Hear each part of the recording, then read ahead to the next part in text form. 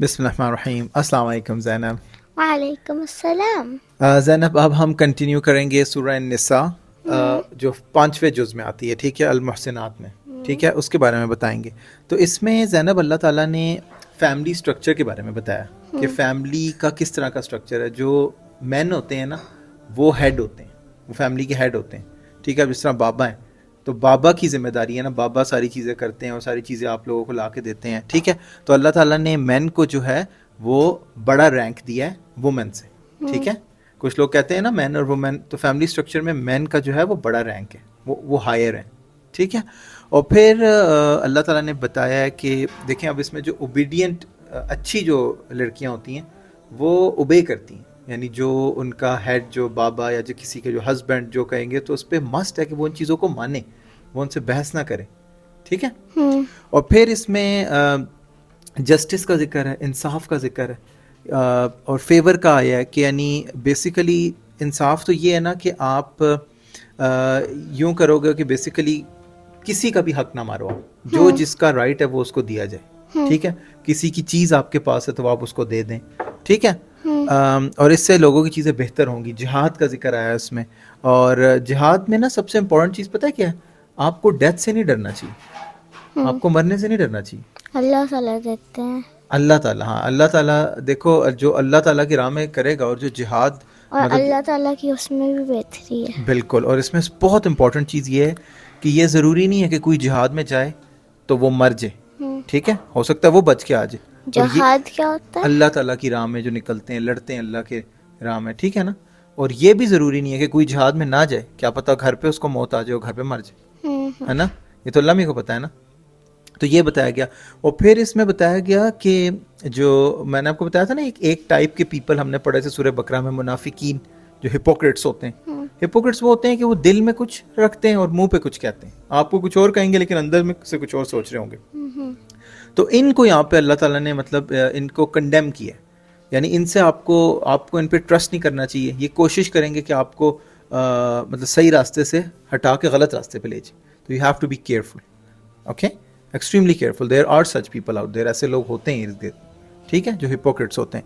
اور پھر اللہ تعالیٰ نے یہاں پہ بتایا ہے اس سورہ نساء میں کہ پنشمنٹ, کلنگ کی کیا پنشمنٹ ہے. یعنی کوئی بندہ کسی کا قتل کر دیتا ہے, کسی کو مار دیتا ہے, تو اس میں کچھ ٹائپس ہیں نا, کیا پتہ غلطی سے کسی کا قتل ہو جائے تو اس کی اور سزا ہے, ٹھیک ہے. اور کسی نے سزا کیا ہے اس کی؟ پنشمنٹ ملتی ہے نا. مطلب کون سی سزا ہے؟ مطلب دیکھو جیل ہو سکتی ہے اس کو, جس طرح اب ابھی گورنمنٹ ہے جو حکومت ہے مرڈر. ہاں, مرڈر کی پنشمنٹ ہے نا. اب ایک ہوتا ہے ایکسیڈنٹل, یعنی غلطی سے ہو گیا, کسی نے جان کے نہیں کیا, کوئی روڈ پہ ہو سکتا ہے کوئی گاڑی چلا رہا غلطی سے کوئی مر جائے. ایک ہوتا ہے کسی نے جان کے کسی کو جا کے مار دیا. تو ان دونوں کی پنشمنٹس, وہ پنشمنٹس بتائی ہوئی ہیں, ٹھیک ہے. اور مائگریشن کے بارے میں ذکر ہے. مائگریشن یاد ہے نا حضرت صاحب نے جو کی تھی, مائگریشن جو ہے نا, جو مکہ سے مدینہ گئے تھے, تو جو مائگریٹ کرے گا نا اس کو اللہ تعالیٰ بہت نوازے گا, ٹھیک ہے. لیکن شرط یہ ہے کہ وہ اللہ تعالیٰ کے لیے ہو, وہ ہجرت اللہ تعالیٰ کے لیے ہو, وہی مائگریشن ہے ایکچولی, ٹھیک ہے. اور صلاۃ الخوف بھی ایک طرح کی نماز ہے جو ڈر کے ٹائم پہ پڑھی جاتی ہے, خوف کے ٹائم پہ, اس کا بھی ذکر ہے, ٹھیک ہے. اور اس کی کچھ گائیڈ لائنز ہیں کہ مطلب کس طرح پڑھنی چاہیے, ٹھیک ہے نا. اب جنگ میں جس طرح پڑھی گئی ہے اس طرح کے اس میں نا. اور پھر 2 سٹوریز یہاں پہ آئی ہیں. ایک سٹوری ہے صحابہ کی, بیسیکلی نا جن کا وہ قتل کر رہے تھے نا, تو اس بندے نے نا کلمہ پڑھنا شروع کر دیا, لیکن جو صحابہ تھے نا وہ سمجھے کہ یہ صرف اپنی جان بچانے کے لیے کلمہ پڑھ رہا ہے, انہوں نے پھر بھی اسے مار دیا. تو یہ ان سے غلطی ہو گئی تھی. جب حضور صلی اللہ علیہ وسلم تک یہ بات پہنچی تو حضور صلی اللہ علیہ وسلم کافی ناراض ہوئے, اور انہوں نے کہا کہ جب کسی بندے نے کلمہ پڑھ لیا تھا تو آپ کو کوئی حق نہیں تھا, آپ کو اس کو نہیں مارنا چاہیے تھا.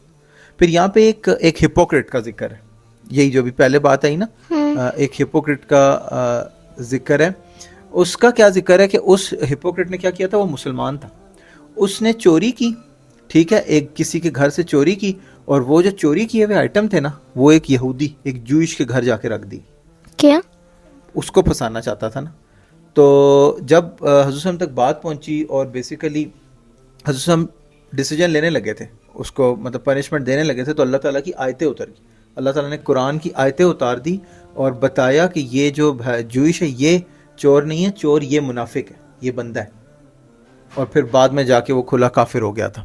اور پھر اس میں اللہ تعالیٰ نے بتایا ہے کہ اللہ تعالیٰ نے انکریج کیا آپ کو کہ آپ نے سیدھے راستے پہ چلنا ہی چلنا ہے. زین لوگ آپ کو بہکائیں گے, ہو سکتا ہے آپ کی فرینڈز ہوں, آپ کے دوست ہوں, آپ کے کزنز ہوں, وہ آپ کو کہیں چھوڑو یار اس کے لیے ٹائم پڑا ہے, لیکن شیطان آپ کو بہکائے گا, ٹھیک ہے, اور آپ پہ اٹیک کرے گا, لیکن جو آپ نے سیدھا راستہ ہے نا اس کو اختیار کرنا ہے, ٹھیک ہے. اور بیسیکلی ہم نے وہ راستہ چننا ہے جو ابراہیم علیہ السلام کا تھا, اور وہ وہی سیدھا راستہ تھا.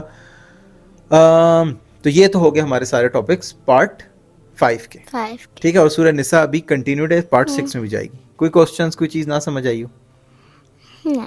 آگے سمجھ. جی. چلو الحمدللہ. السلام علیکم زینب. وعلیکم السلام.